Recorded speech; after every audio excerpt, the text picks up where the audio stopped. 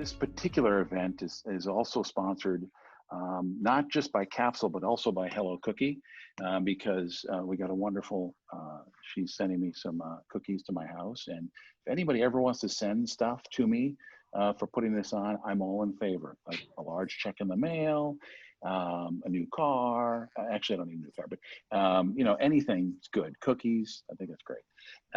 So Hello Cookie, buy some Hello Cookies, and they are one of our other sponsors, beyond, of course, the sponsorship of Capsule and the team here at Capsule that works on really interesting creative projects for brands, not really all over the world, though we do have a Canadian client, so we're, you know, somewhat international. And all kinds of interesting things in brand design experience. And I write a monthly column, so I'm always looking for stories.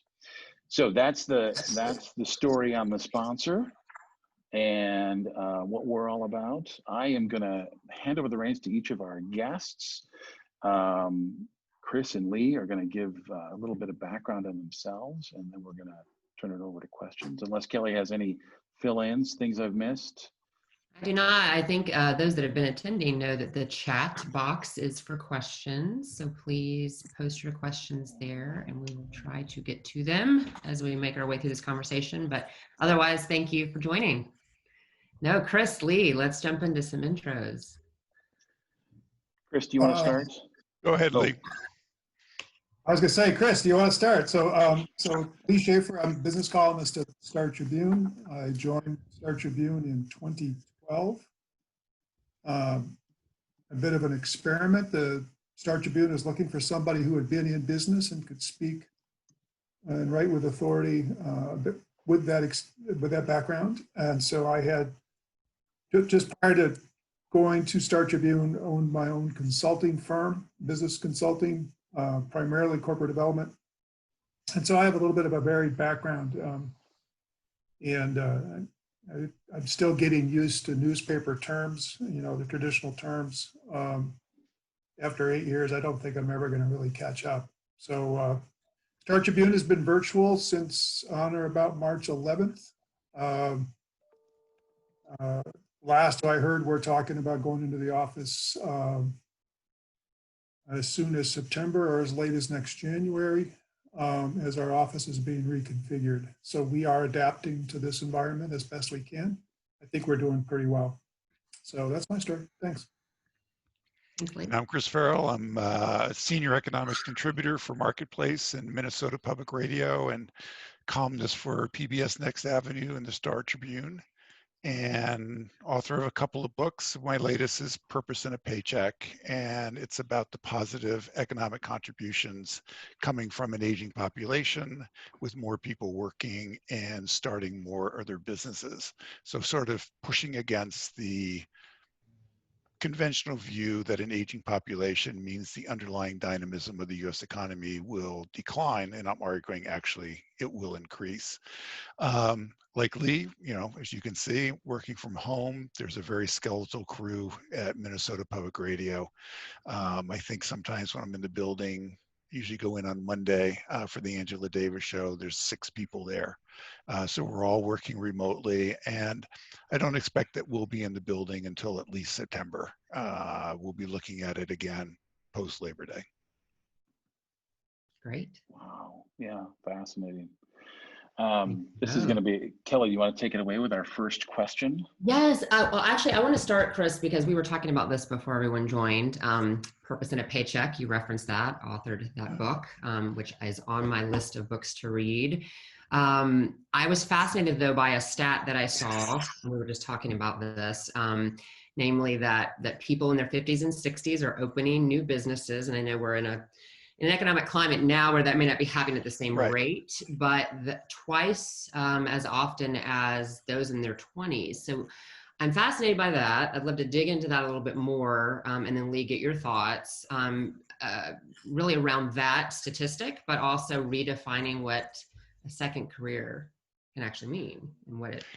Yeah, so this is, you know, obviously the pre-COVID economy and what I have some thoughts about what might be happening going down the road. But entrepreneurship has long been associated by youth. This is dominated by the sort of Silicon Valley perspective. And, Mark Zuckerberg in previous generation, Bill Gates and the late Steve Jobs with Microsoft and starting Apple Computer. But if you look at the Kaufman Foundation data, for the past several years, more than a quarter of all new businesses have been started by the 55 to 64-year-old age group. And that's up from about 15% around 1996, 1997. Now, most of these businesses are small, self-employment, one or two employees, built off of passion, built off of the knowledge and skills that have been developed over a career. And the typical business is not tapping into the 401k. Don't do that. Don't tap into your retirement savings. The typical small business that's being started by someone 50 and over is starting with about $5,000 or less. The office is the home. And typically it has a consulting aspect. It has an internet-based asset built off of a passion. But I think this is really one of the most exciting and dynamic sectors of our economy, and it's just greatly underappreciated that people have knowledge, they have skill, they have creativity, they have productivity, but they may not want to be told to do more with less, which is what they've been told to be doing over the past 25 years. And now it's time to be your own boss. Interesting. Yeah, that is. I've heard the stat of older people or older demographics starting things, which I think is absolutely wonderful. And I mean, the fact that anybody who starts something employs themselves. And in this economy, that's a good thing, right? You've done something good by going out there and earning in some way. You realize that the numbers were so low to start something, but it kind of makes sense. That is wonderful, wonderful to hear. Do you have a Yeah, no, I don't know if Lee, if you have any thoughts on that. I mean, I again love the idea of the promise of getting our economy back on track, and a demographic that again I think has been undervalued maybe to a degree, or at least was the sort of the dark horse. But Lee, I don't know if you have any thoughts. Not to take it to a pessimistic place, but one of the things that happens at downturns is I call it involuntary retirement or unplanned retirement. It already happened to some friends of mine.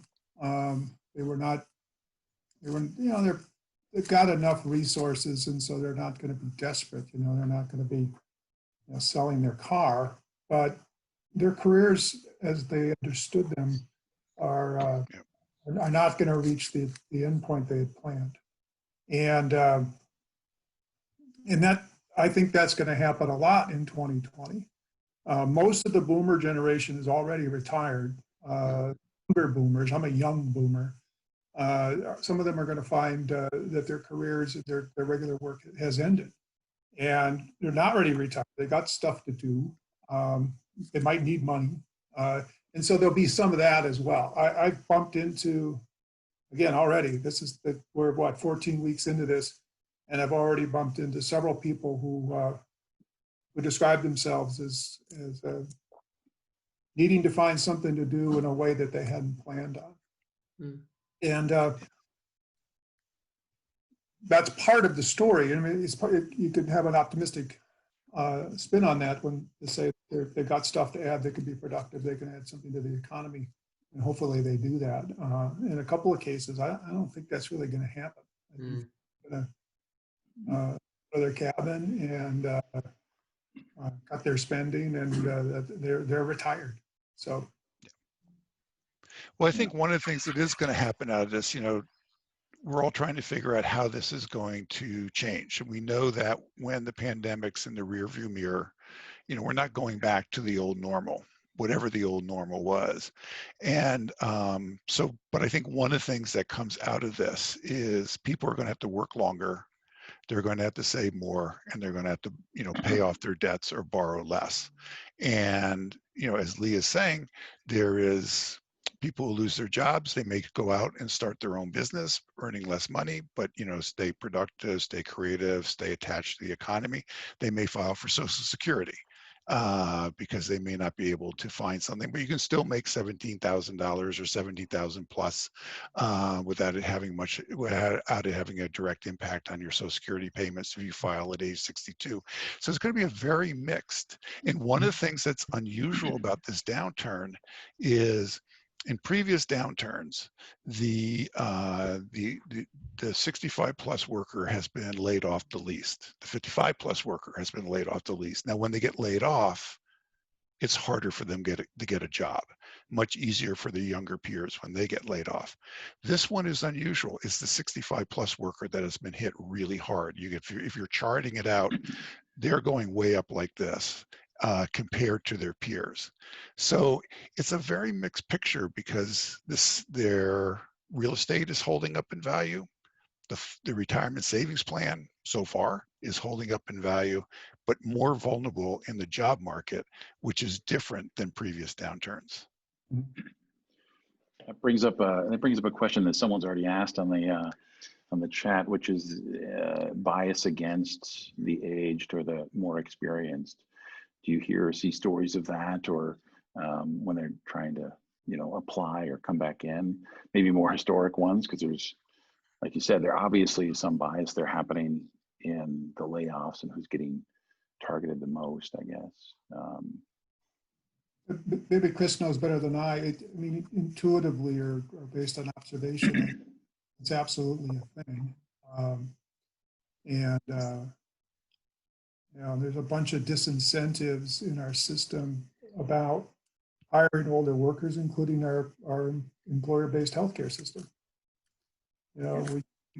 We have the most spectacularly screwed up healthcare system in the world, and that's just one little aspect of it. So I do think that is a thing, I haven't seen, like 2019 data on that. Maybe Chris has. No, we know age discrimination is real. We know age discrimination is pervasive. And what we don't know, and do you add on top of that now health discrimination, the sort of very quick, what's the older worker that's going to be more vulnerable? So do you add that on top of age discrimination, which cases, if you do lose your job, it's going to be much harder to get another job? Or when you look at the 2019, the trend with the relatively tight labor market was increasing toward employers looking more and more favorably at their experienced workers and having less of an attitude of, when is this person going to retire? And more an attitude of, okay, so how do I retain this person's skills? Because we need to do our contract. We need to be able to teach the younger generation how our business actually works, not how the manual is there. So age discrimination, though, is really real, but at the same time, your workforce is getting older. It's just the demographics of aging. It is the reality that's out there. You're going to have a lot of these experienced workers on your payroll. So this is one of those things where you can argue, I can argue both ways. I think some ways age discrimination is going to get worse going forward because of this health aspect, and people are just going to be very quick to say, anybody over 60, I don't know if we want them on our payroll because they're going to be high risk. On the other hand, you could also have, when you have a tight market, when you have a difficult market, when it's, you're struggling to stay alive, you want experience, you want knowledge, you want skill. And who is that? That is your experienced worker. So this is one of those things that is going to play out over time as we re-engage this economy. And I'm not really sure which way it's going to go. Curious about how the interface with technology relates to that, because it's some really interesting points. The fact that, this next generation is maybe more adept at technology, or it's more in their life, but it also seems like as it advances, we age, I put myself in that category for sure, that we're, to be relevant, you got to be relevant with all the most current technology that's going on, right? Well, let me push back a little bit on this technology. So my first office job, I had an IBM Selectric, and if you didn't hit the enter button, you could erase a line. This was like, you didn't have to use whiteout. But we went from the IBM Selectric to dedicated word processing machine, to the PC, to the smartphone, to the tablet. I think that this is an absolute myth That's for some reason that the older generation is not technologically adept. And by the way, if you take a look at a lot of the people that are doing telework these days, take a look at the age of the workers that are doing the telework. In Zoom, so who's really, had trouble with Zoom? You can go into a continuing care community and everyone's using Zoom because they're trying to stay in touch with their children or their grandchildren. So I think this technology thing, yes, there can be specific software programs that may be particularly important in a certain industry where there are some need to stay on top of that. But overall, technology is just part of who we are and what we do. And most of the time it comes down to, well, why do I have to learn this? And once you have a reason to learn it, age is not the barrier. Yeah, right. I've seen the data on the work from home, and that older workers are just as well equipped as younger workers to manage this. Entertainment went from scheduled TV to Netflix. And we now have, just pretty much everybody on the planet, knows how to do these things. And to Chris's point, Zoom is about as intuitive as it gets. It's way easier than operating the typewriter that Chris just described. So, much easier. Yeah, it's just not. I don't think that's a real gating issue for older workers. Yeah, well, that's cool. That's good to hear. The other thought that comes to mind is, and Lee, you and I have gone to see Warren Buffett, and we unfortunately couldn't see him again this year, but or at least you couldn't go visit, but the idea of retirement and when is that on your timeline? And you look at the age of Warren Buffett and Charlie Munger, 89 and what would be 95 maybe, respectively. 96 maybe, yeah. 96. Charlie Munger's 96. He did fall asleep on the stage at the annual shareholders meeting. We pretty much noticed that. But he can, right? I'm just curious about that and what you're seeing as far as, what real retirement looks like nowadays, different from what it was. I've been trying to figure out what percentage of 60-year-olds are still in the workforce. You walk around downtown and they're just not around very much, particularly as you get over toward the Target headquarters. Brian Cornell might be 60 and there's no other Target employees who are 60. That's just what it feels like. But I do think that the idea of a glide path retirement or some sort of maybe we're going to step out of the role that we were in, but go to a different thing. It's really popular with the boomer cohort, where they want to continue to contribute, continue to do stuff. Well, Chris has written about that, so he knows it better than I. The break the tape finish line. You run a 10K, you cross the finish line, you're over.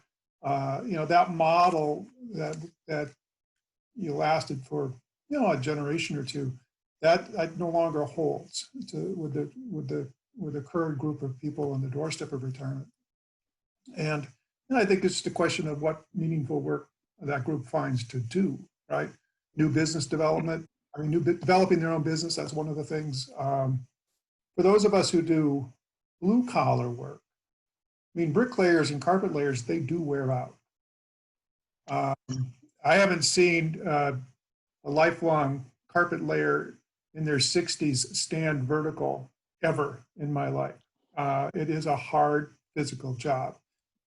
Certain kinds of healthcare jobs, certain kinds of other jobs, you do wear out. So, and that's another realm of life where white collar workers, knowledge workers, office workers have an advantage. They can continue their careers much longer than some of these other folks. Yeah. Chris, any perspective on that? No, he's absolutely right. The one thing that I think the real key is skill, and to think about skill. And a lot of blue collar workers, Leaves mentioned, carpet layers. There's a lot of skill there. And so, machinists, electricians. You know, there's reaches a point where electricians just not going to want to climb up the ladder with their, you know, with their hands over their head. But they impart their knowledge to the younger generation. So they become teachers, get involved in apprenticeship programs. We don't have enough of those opportunities for people to impart their knowledge, to impart their skill to the younger generation, to a middle-aged generation that might want to be making a career shift. And we've kind of devalued that kind of work. So again, you know, there's a wonderful book. It was published in I think 1975 by Studs Terkel, the broadcaster, and it's called Working. And he went around and he just interviewed people over a beer. Now that's real journalism if you can do your interviews over a beer. But I've never managed to pull that one off. I'm too scared. But it's just these stories. And if you just read the introduction, and he talks about, you know, the humiliations, the disappointments, the hardships that people had in their lives. And these are ordinary workers. These are ordinary people. But then he also says, but every single one of them wanted more from their job than daily bread. They wanted dignity. They wanted respect. They wanted a sense that they were part of a community. And this aspect of work about skill and knowledge and being community does not only exist for the white collar worker. It exists throughout much of our society. And I think we need to figure out ways to tap into it. And we're sort of have more of a laissez-faire attitude, and it's easier for the white collar worker to do it. But I think there's also a lot that can be passed on to the younger generation by the older blue collar worker, but we don't make it that easy. And it used to be it was easier because unions were more powerful. Unions did actually do a lot of that teaching. And as someone got older in the Boilermakers Union, or I used to be in the Seafarers International Union, you know, an aging seafarer would pass on their knowledge. You know, these unions are not as powerful as they used to be. They're not as important as they used to be. But this is where we need not to accept the reality of what is happening today. And we need to start saying, look, we can make a better world. And a better world is looking at people's skills and knowledge with age and how can they remain useful by passing on their knowledge. Great perspective. That was great. That was inspired. Thank you. I'm going to shift gears just a little bit in the same vein though, Chris, and we'll start with you. I'd love both your perspectives. We've obviously already seen the disproportionate impact that COVID has had on lower income populations. And I'm curious if you can both share your thoughts or perspectives on how that same disproportionality, how does it pertain to employment, economic recovery for these lower income populations? Just some of your thoughts around that. Lee, you want to start or? Well, as I, you know, I've read some of this stuff, Chetty and others, where in the higher income areas, the lower income workers have fared the worst. So where have lower income workers had the most difficulty? It's in higher income urban areas. And that's because the affluent community buys a lot of in-person services. And that's the area of the economy that has been hurt the worst. The higher income family households have cut their spending by a lot on all sorts of stuff that they used to do. You know, travel would be obviously one of them, but there's lots of other things. And so, you know, and this, we as a society didn't really try to contain the virus. Unlike other developed countries, you know, which is why it's now going so strong in the Southwest and places like that. I mean, we didn't really try, and we're going to pay the price for that. Not in terms of government lockdowns, but in terms of people staying home, and that's going to go on for a while yet. And that's the part that worries me the most, because the people who are reliant on getting those incomes going again, you know, are going to probably stay on the sidelines. You know, out of my peer group, you know, none of us are going to restaurants. Not inside anyway. None of us are going to bars. The idea of rolling into US Bank Stadium to catch the Packers game, it's like, let's not even talk about that. massages, dental appointments, all sorts of things that were routine that you didn't even think about 6 months ago are now a decision. And so that has nothing to do with what the governor said. That's about feeling safe, feeling secure, understanding what the organizations have done to create a safe environment for their clients. And that's going to go on for a while. And that's the people like me, upper middle class people like me with an office job I can do from the back bedroom, my income's not affected by that.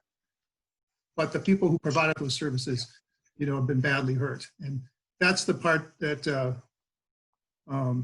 is something that we ought to think through as we think about, policies with respect to $600 additional unemployment compensation that's going to roll off in July, various types of stimulus, and as well as being aggressive about testing, tracing, isolation, these strategies to contain the virus, because if there's still 500 to 1,000 cases in Minnesota as far as the eye can see, and maybe it gets worse in the fall during flu season, a whole chunk of our population, they're not going out. They're not going to spend. And that just drags us out month after month. V recovery is off the table. It's starting to look not even like a swoosh. It's just looking like an L.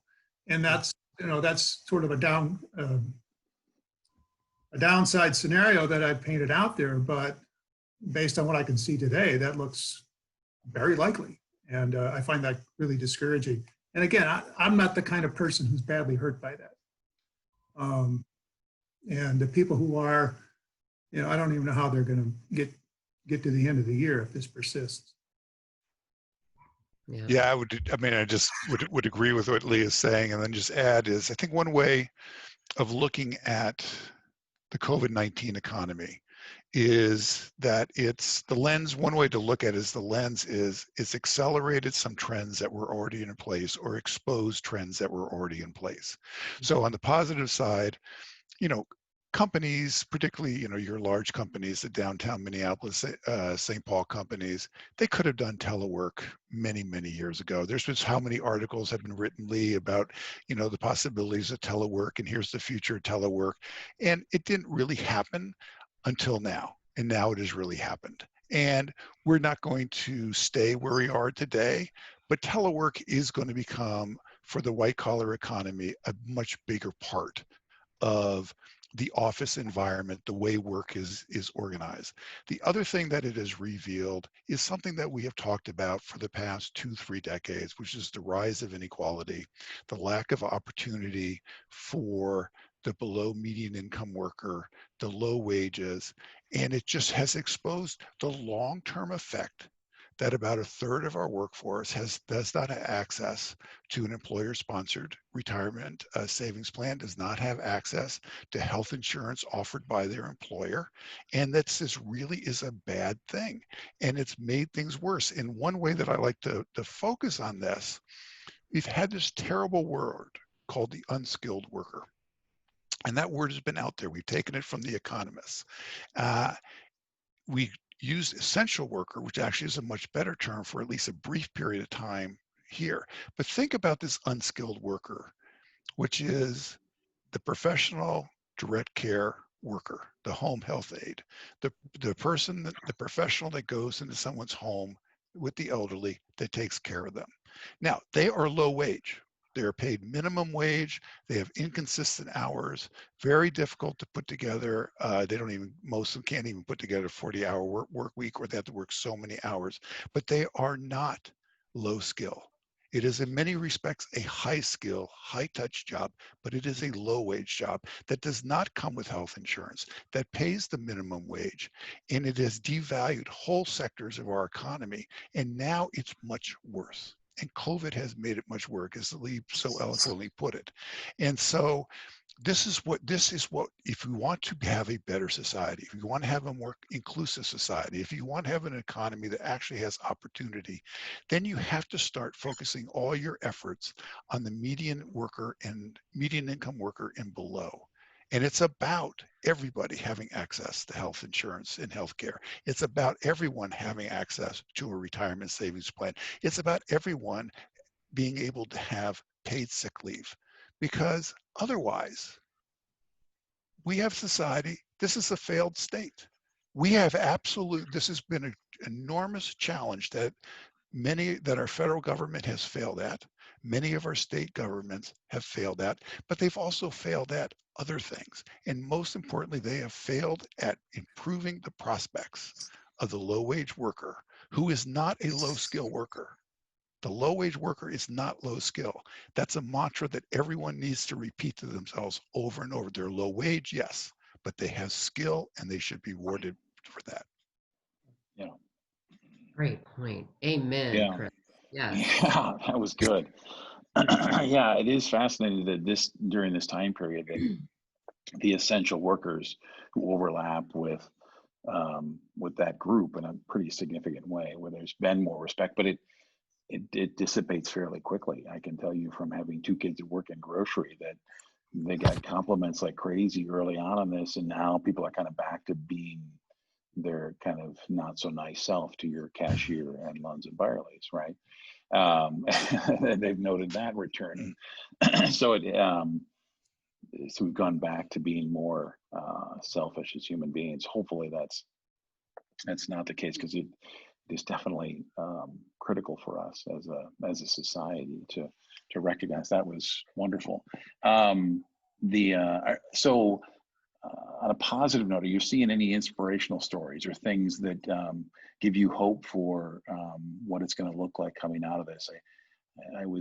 I did not like to hear the L word used by Lee. That's an unpleasant word that Dan Wallace probably talked to you about too, which is really annoying. I don't like to talk to him anymore because he uses the L word, or the L letter, I should say. Anyway, give me something more positive. Give this audience something a little bit, just a small nugget of hope in what we're going to come out of. One of the things I've found really interesting is the way business leaders, I mean, in small shops, not just, the chair of US Bank, but, that they were the ones that acknowledged early on that the pandemic is going to be with us for a while. That what we're doing now, the Zoom thing, is, sort of a way to communicate with. They went from being in a crisis mode that this is, utterly unique in our existence, to figuring out that this is the way we're going to run for a while. And so they worked hard to make this better. How do we communicate with our team? How do we still collaborate? How do we bake in schedule time for informal chat, informal communication, so the kind of ideas that bubbled up in sort of unplanned ways can still bubble up? How do we make sure that we touch base with our, if we haven't heard from somebody for a while, keep track of that. In some cases, I've seen people who are screened, interviewed, hired, and onboarded without benefit of a personal meeting. And so how do you do that? Well, the thoughtful organizations have really figured this out, where they've had, coffee meetings where they just gather around Zoom and just talk to each other. And as one person said, it's better than our old way, because we'd bring somebody new on board. The first morning there'd be bagels, we'd say hi, and then they were ignored for 10 days because everybody else was busy.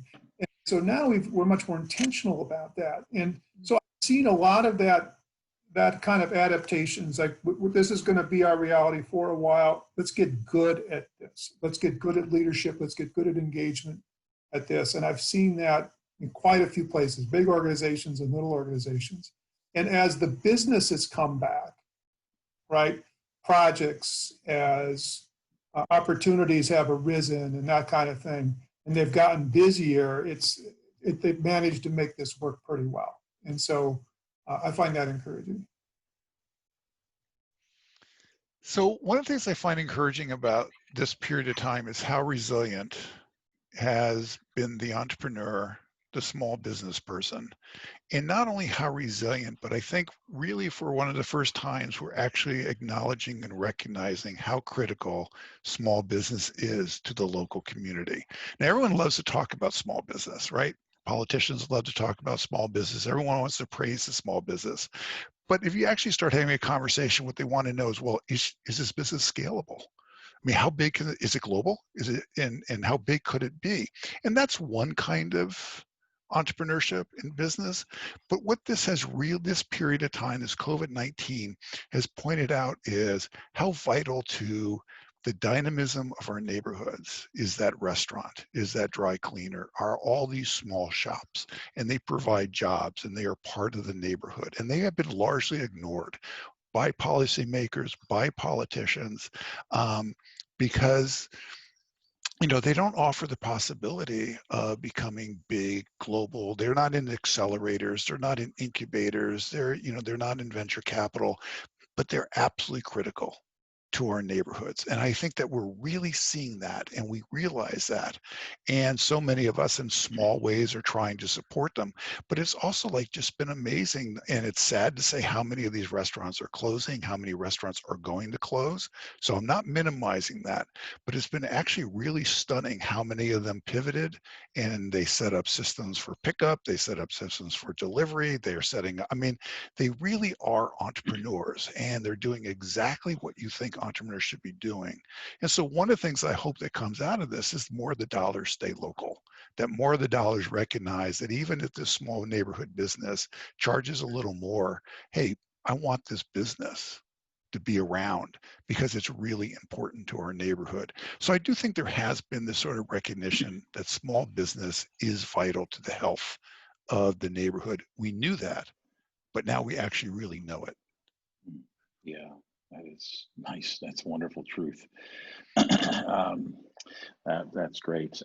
And a plug for Lattice Pizza, small family-run little pizza place out on 55. It's absolutely amazing, and they delivering pizzas right out of the restaurant. I love it. It was good to see so many places like that you go, thank you for surviving this and getting at least to this stage. And yes, I don't want to be Pollyanna, but hopefully they continue. Kelly, do you want to take another question? Yeah, this is just a broad question, but I'm curious what you're seeing and your thoughts on this. So obviously flexibility in business models, Chris, you referenced the ability to pivot, has helped some of the small businesses weather the storm so far. I'm curious what new skills and products that you're seeing a new demand for during this pandemic, and do you think most of these are temporary, or do you think they'll persist post-pandemic? Any thoughts? Alcohol has been booming, I think. Yes. Actually, what I do find encouraging is there's lots of organizations in services and in some kind of retail. The tools that can make this happen, make contactless happen, make ordering over the web happen, smartphone stuff happen. They were kind of lying around, and they've adopted them en masse. It's just been amazing to watch how I can get stuff now off, from my little neighborhood bookstore, and they'll deliver it. I don't know if that's efficient to do it that way, but I know that they figured out how to do it in about 48 hours. And so some of the tools, there's a company here locally that was in business to try to create virtual veterinary visits. They had some software, they had some technology, a lot of business process stuff. Well, their opportunity quintupled, in 3 weeks, and so they've been helping people do virtual veterinary visits, and so that kind of stuff, dramatic acceleration in that kind of capability, and that's been really interesting to see. So that's an example of that. And off of that, another example is telemedicine, where they made a few regulatory changes. Telemedicine, which is the ability's been out there for a long period of time, but telemedicine is really growing. And I think that telemedicine will be one of those ways to expand meeting with your primary care physician, because you really don't want to go to a lot of you don't want to go to the hospital. Even going to a clinic for many people, it's difficult, it's a pain, and do you really want to expose yourself to that environment, when a lot of times what people want to do is just kind of have a quick check-in, see if something's wrong. Then if they have to go in, fine. So I think telemedicine is another thing. What I'd be wary of are forecasts of the city's dead, city's done, everyone's going to flee the city. That kind of forecast, I just don't agree with. I think cities are incredibly resilient. There will be adjustments, but I think the city is extremely resilient. But where I do think you're going to see more products and services, one of them is like what we're doing here. How much online learning has been going on during this period of time by workers wanting to upgrade their skills?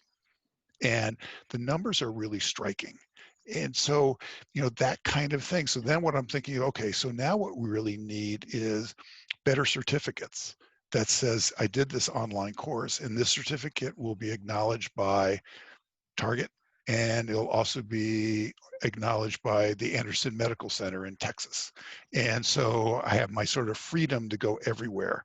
So again, I think that's where a lot of the entrepreneurial opportunity will be, is certifying that you've added to your knowledge, to your skill, and that you can go anywhere with that knowledge and a skill. Because if I take a course, do you know that I completed it? Do you care? Do you know what the quality of that is? But I think that's where you're going to see some real entrepreneurial energy coming in. It's going to be rejuvenate some training. But again, the training has to be able to help you get a better wage or get a better job or have more flexibility or have more freedom, something in there. So I do think that online learning is also another area where it's been around and we've all been excited about it with the MOOCs, but it never quite lived up to its promise. And maybe coming out of this, we'll have some sort of systems where it's actually more useful. Yeah. Right. That is curious. Is it? I'm hearing both sides of that. Having kids in college and high school and having to experience forced online learning, or as they call it, going to Zoom school. That it's really not. It's not living up. But That's a different. That's not what. Different thing altogether. But you're talking about the movement in that direction of the flexibility of where you can learn and how you can learn new skills. That is. Yeah, this is more for the the worker 40 years old that wants to add to some skill. For the younger people, I mean, I just feel this is online learning. Again, it's exposed the inequalities in our society. Not only does online learning not work that well for a younger generation, but there's so many households that don't even have the kind of digital connections and digital equipment that even make it a reasonable thought. Yeah, that is definitely a troubling piece of it. Just to maybe echo what Chris said, I would be hesitant to make sweeping statements here in June about how the world has changed forever. There's some things that we obviously need to address, sort of chronic problems that have been exposed as being significantly worse than people maybe realize. But there's a lot of, I've seen even as early as April, we saw like, well, Amazon is the clear winner out of COVID, and it's like, well, I don't know. I do less with Amazon than I used to, and I've toured my neighborhood on foot in the last 3 months in a way I never would have envisioned doing. And I mean, I saw the same Amazon guy, driving that Sprinter van like a Ferrari. He sort of chased me all over the neighborhood one day. And so I was thinking, is this the new normal, or is this just a moment where we need these kinds of services? And it sort of goes back. In my own family, we've decided we don't want to work with Amazon anymore. They're not the good guys. I didn't necessarily make that decision, but that decision's been made. And so we get books now from a local shop and that kind of stuff. Again, back to what Chris is saying, maybe, we've come to appreciate these small businesses that exist in our community. our life is worse if it goes away. Anyway, I don't know what the permanent changes are. I'm just hesitant about anybody who makes sweeping statements like, like the cities are going to empty out and I'm going to move to the Cannon River Valley and never come into town anymore. Doesn't seem likely, Right. It really doesn't. I don't see the IDS Center, getting boarded up. I really don't. Right. Yeah, I don't see that either. That's a good point. Yes. I see a couple of questions I'd love to get to, and they're related in the chat here. We touched on this. I personally think culture is everything with a business, right? And we obviously have some limitations now. We talked about the onboarding virtually of new employees. There's a question, Alex, I love the way you pose this. How do you teach new employees a company's culture when every interaction at every company is through a virtual format like Zoom? And how do you differentiate, right? And I'm just curious if you have any thoughts on, there is no silver bullet. I don't know how we answer that yet. We're continuing to evolve the way that we work in this digital world, but thoughts on culture and the impact that this digital onboarding has on someone's ability to really capture that culture or understand that culture? Well, I think there's two things. I mean, one, with your experienced worker, they're living off the knowledge and the relationships that they developed over the years, right? So they're comfortable with the culture, or at least they know the culture. But for the younger worker, but here is where I think we're really talking, what, 6 months and maybe another 6 months or so, in terms of trying to figure out how do we do our mix. And I do think that you are going to have, social distancing, staggered interactions with human beings, and not simply over Zoom, because over time you are really living off of, again, the sort of knowledge and skill within an organization as that culture, and you want to pass it on. So I think that if this was a permanent state, if Lee was permanently working out of home, I was permanently working out of home, you would actually see a decline in the corporate culture. You just would. But my suspicion is you're going to end up with more of a mix, and there's actually going to be probably much more emphasis on when you are in the office or when you are at the workplace, whatever that workplace is, staggered and all kinds of things. There's actually going to be a much greater emphasis on developing, talking about, the teaching, all those intangibles that make an organization work. So there might actually be a greater appreciation. They have that great story, which is really true. Everyone's lived through this. If someone shows up, you get bagel coffee, and then all of a sudden you're set adrift, right? Well, if you're coming into the workplace is, a precious moment, right? You're going to use that moment to impart some lessons, to impart some knowledge, to impart some skill. That's actually going to be the demand on management. They have to rise to that occasion. But I think we're going to end up back at a mix, because the younger generation, they need to understand what it is this organization is all about. Yeah, I think it needs to be much more intentional. And what I've seen good leaders do is that, they will, long time they assumed that the culture would sort of be absorbed. And instead now you have to say, this is the way we do things. This is the way we treat people. This is how our decisions are made. And you're being very transparent about it. That's why I think of this culture. The culture of my place is, kind of developed over time, and some things had to change. And so we've not done a great job of adapting to that. Some of the managers are better than others, but the ones who are most effective, who will say stuff that didn't seem to be necessary last year. The the way we make decisions. This is the way information flows. This is your obligation to inform us. This is our obligation to inform you, that kind of stuff. And just in a very explicit way. That seems useful to me. Yeah, that's great.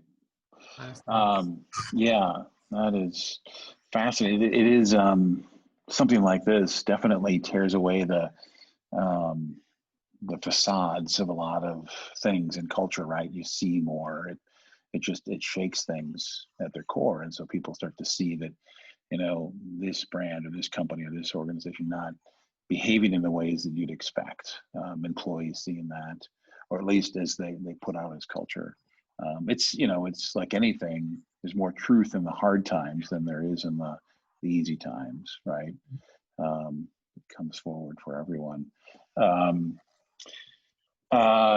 Let's see. Do we have another question, Kelly, from the audience? I was so entrenched with the answers that I forgot to look at the questions and lost that.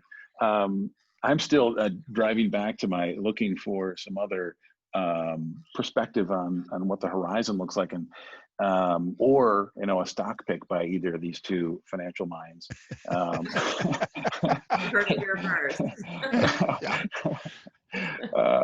Aaron, I think bowling's going to be big. Bowling. Oh my. Bowling pin company. See, we are recording this, so this. Everything you said. Did you see there? I was watching the cornhole championships last night on ESPN, which brings about a lot of thoughts when you watch cornhole as a championship kind of thing, because the way they announce it, it was like any other sport. I mean, they had like, this guy's great. He is the #1 player in cornhole. He is amazing. Watch him drop that bag. Watch him. What do they call it? They have certain terms for different tosses, and I think, well, ESPN is in trouble. They need sports back really bad.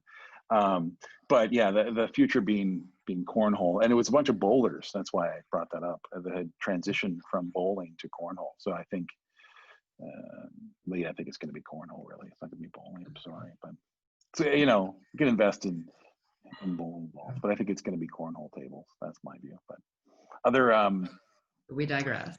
We do. Boy, do we ever in a hurry here. Other questions you have, Kelly, for our esteemed? You know, Scott Peterson has a good question. I'm going to ask this, Scott, on your behalf. He says here, you know, we lose sight of the value of the social fabric until it is gone. While COVID has challenged the business part of that fabric, it is encouraging to see people really seeming to value personal connection, including exposing the shared humanity of everyone imperfectly working from home. And we're just talking about this. Zoom has been an equalizer, so the transparency, the communication. I don't think there was a question here, Scott, but again, just behaviors, how we act now during this time is a reflection of, and people will remember, businesses, brands, et cetera. Just any other thoughts you have around, I mean, it is still a culture question, I guess, but you know, how this, and Lee, you look like you have a comment. If you have any thoughts around that perspective, Scott, it's absolutely true. And I think we're talking about this, and warts and all, we're exposed, the transparency that comes with, now we need to be intentional and thoughtful about how we communicate internally, externally, et cetera. Just any other thoughts you have around that and what we're seeing, hopefully behaviors that become permanent, less temporary? Yeah, and one of the things that I think has been interesting is seeing great leaders emerge. They're not necessarily the people on the top of the org chart. Yeah. You know, empathy is one trait, clear communication, problem-solving skills, and you know, that's one of the things I've seen. But this great equalizer effect of all these screens, and there's certainly something to that. I mean, we've all been in meetings where, you know, there's sort of a dominant figure who does most of the talking, sucks most of the oxygen out of the room. That's not as easy to do in this kind of an environment. And so I've seen real leaders emerge. up and down the org chart. And I've talked to lots of business people. That's what I do, at least 2 days a week when I'm not writing, I'm just making calls. And they've talked about the same thing. Surprising the way some people have stepped up and shown leadership in problem solving and encouragement and empathy. A big chunk of our state doesn't know anybody personally who's died of COVID, and I do. A 50-something, otherwise in good health. This is a terrible killer disease. So, and people have asked me to talk about that in meetings, not share details or anything like that.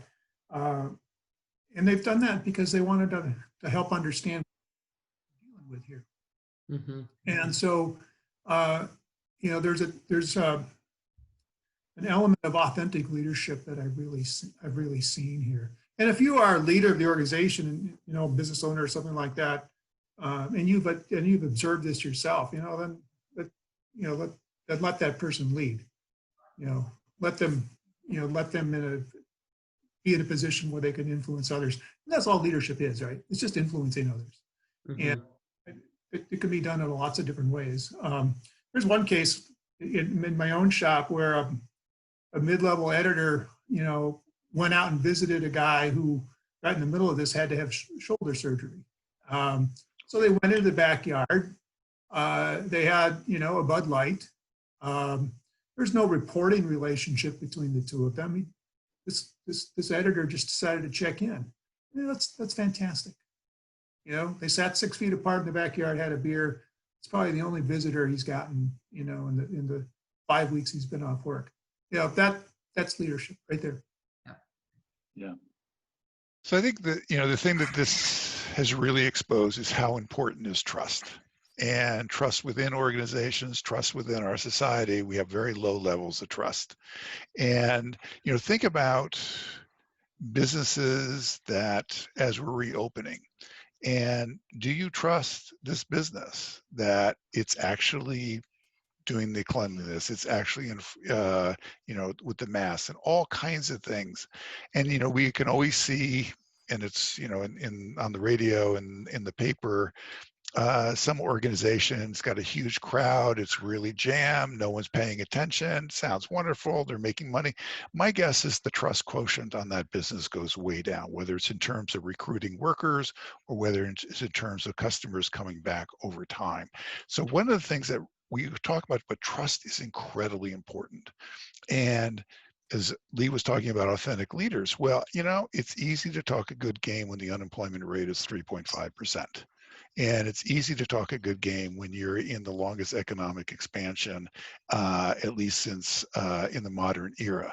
Now, did you really follow through on what you said back in 2018 and 2019? And do your workers trust you? Because if you don't follow through, and if your workers don't trust you, they are going to remember. They're going to know, and the word is going to get out. This is a place that you don't want to work at because management did not follow through on what they said. So I think trust is incredibly important, whether it's with the customer or it's within an organization. And what this has highlighted is the role that trust plays in our society in order that organizations be better, do their job, sell their product, sell their service. And if you lose trust, you've lost your business. You still may make some money, but you've lost your business.